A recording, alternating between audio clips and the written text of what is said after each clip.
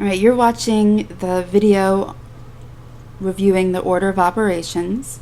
You have your guided notes. Make sure you have them with you and that you're filling them out as you go along with this video.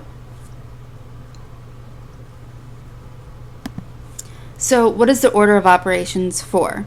Well, it tells us the order to carry out operations in a problem or equation. Sometimes you have a problem that just has lots going on, and it's especially difficult when there are no parentheses or brackets to know where to start.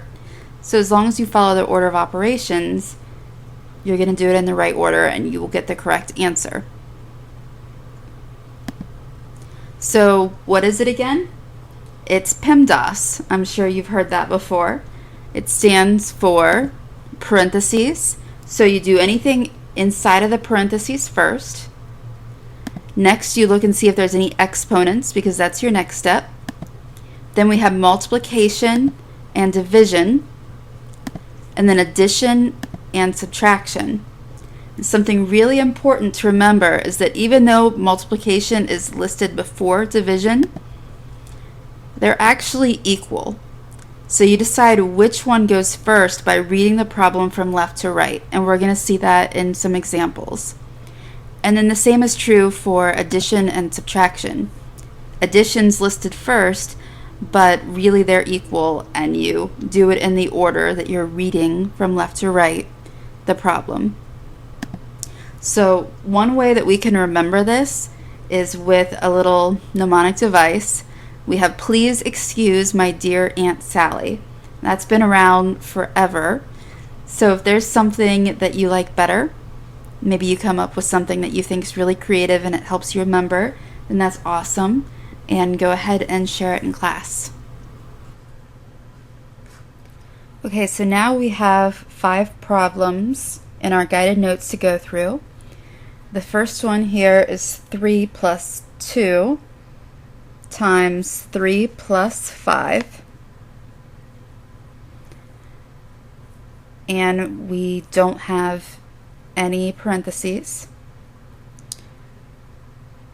So let's look at our PEMDAS.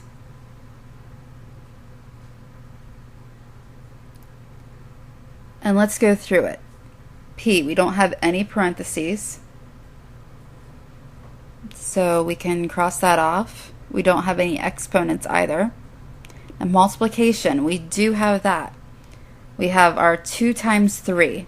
So we're going to do that first, and we get 6. So we have 3 plus 6 plus 5.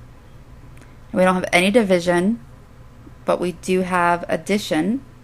So we are going to go from left to right, and we're going to add 3 plus 6, which is 9, plus 5.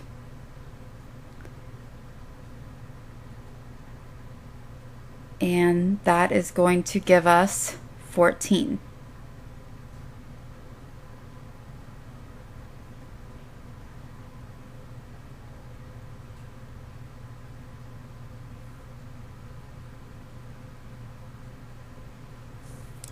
So our next problem, number 2, is 15 divided by 3 times 5 minus 4 squared. So we have a lot going on. We're going to write PEMDAS down again. Now you don't have to write PEMDAS. You can do this mentally in your head. So we don't have any parentheses, but we do have an exponent. So we're going to do 4 squared first. So we have 15 divided by 3 times 5 minus 4 squared, which is 16. And now we're going to look, and we have some multiplication and division. So like I said earlier, they're equal, so we're going to go from left to right. First we have 15 divided by 3. Because that comes first, we do it first. So we have 5 times 5 minus 16. We multiply again. 5 times 5 is 25. Now we go down to our subtraction, and 25 minus 16 is 9. So that's our answer. For question number 3, we have 2 times 5 plus 3 times the quantity 4 plus 3. If we write out PEMDAS to go through it, we do have parentheses this time. How about that? So we're going to do what's in the parentheses first.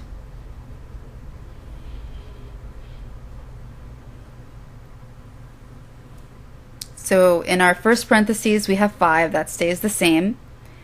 In our second set, we have 4 plus 3.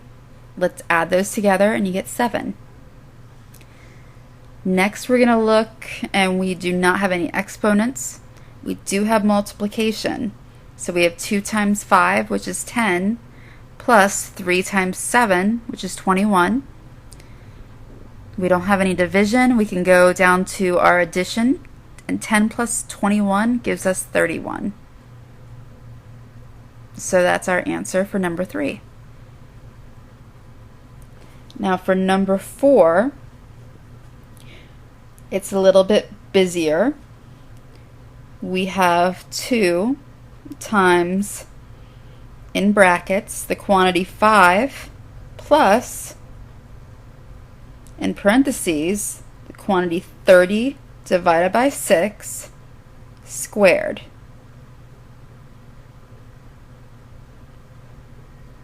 So we have a lot more going on with this problem.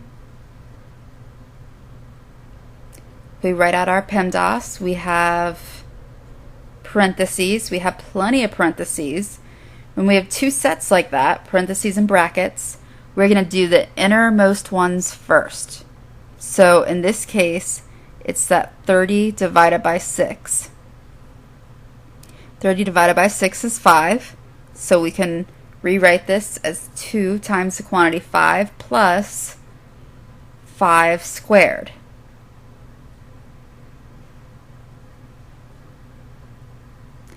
Now we're still working in our bigger parenthesis now, and we have an exponent. We have 5 squared. So that's what we're going to do next. And once we write that out, we have 2 times the quantity 5 plus 25. Okay, now we're still in our parentheses. We're just in those brackets now, the bigger ones. So we're going to do that addition first. So we have 2 times 5 plus 25 is 30. Now all we have left is multiplication. So we do 2 times 30, which is 60. And that's our answer to number 4.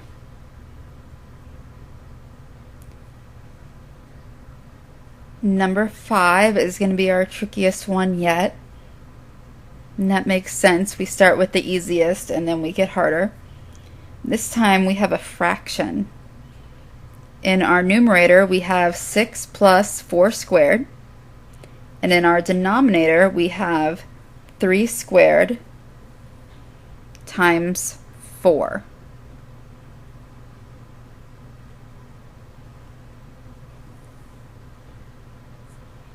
So we can write out our PEMDAS to the side, or again, you guys can do this in your head if that is fine with you.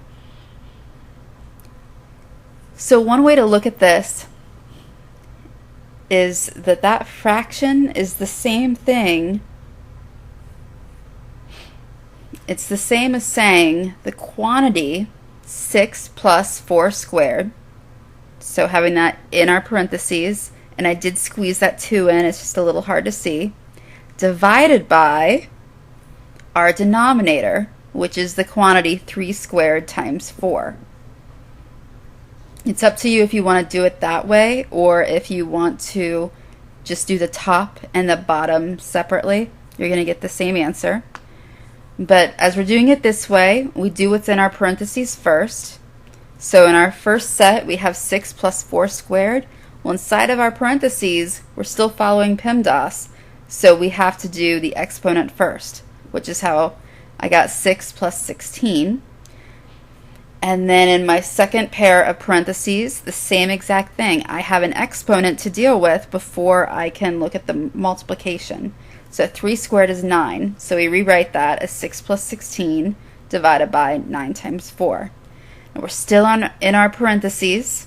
So we're going to do the operations in those parentheses. 6 plus 16 is 22. And then 9 times 4 is 36. 22 divided by 36 is what we're left with. And does that work out to an easy number? Not really. So I'm going to put it back in fraction form. So if you left it in a fraction, then you would be kind of one step ahead. So we get 22 over 36, and we can simplify that by dividing both by 2, and we get 11 over 18.